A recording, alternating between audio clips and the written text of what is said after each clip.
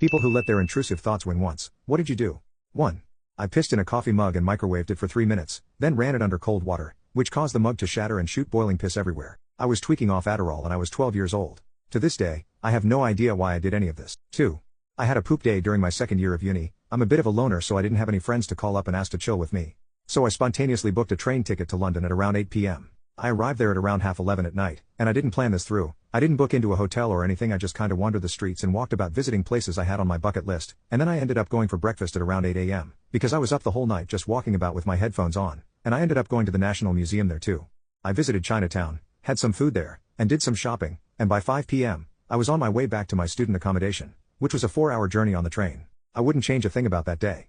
It was so good. 3. Drank a mixture of fruit juice, instant noodles, powder sauce, hot water, and I think, soy sauce. This caused me to vomit like crazy the following night.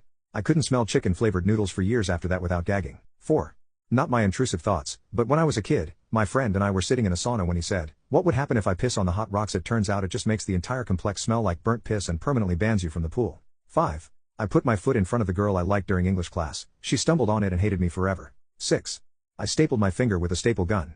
I wanted to know how it feels. 7. I was left alone for a couple of minutes in a friend's house and licked one of those pink salt lamps.